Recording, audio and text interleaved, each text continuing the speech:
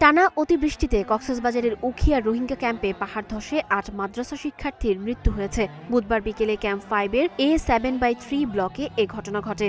ধ্বংসস্তূপ থেকে উদ্ধার করা হয় ১৩ জন শিশুকে, যার মধ্যে ৮ জন নিহত ছিল। আহত ৫ জনকে বিভিন্ন হাসপাতালে চিকিৎসা দেওয়া হচ্ছে।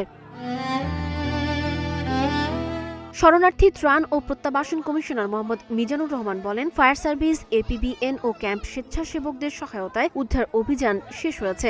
আহত শিশুদের ক্যাম্প 3, ক্যাম্প 5 ও ক্যাম্প 6 এর মাদ্রাসার পাশের পাহাড়টি টানা বৃষ্টিতে দুর্বল হয়ে পড়ে। পরে পাহাড়ের ঢাল ধসে ভবনের ওপর পড়লে এই দুর্ঘটনা ঘটে। এর আগে উখিয়ার 3টি রোহিঙ্গা ক্যাম্পে পাহাড় ধসে আরও ৮ জনের মৃত্যু হয়েছিল। নতুন এই ঘটনায় গত কয়েকদিনে শুধু উখিয়ার রোহিঙ্গা ক্যাম্পগুলোতেই পাহাড় ধসে মৃতের সংখ্যা বেড়ে দাঁড়িয়েছে ১৬ জনে।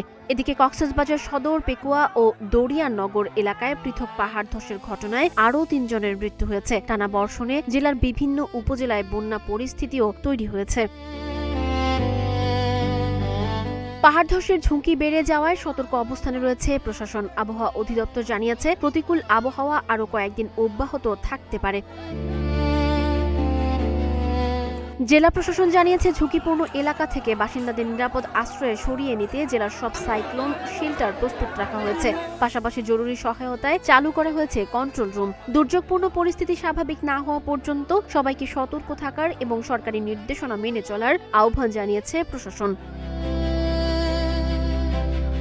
সঞ্জিতা ফ্রিন্সোনিয়া, নাগরিক, প্রতিদিন।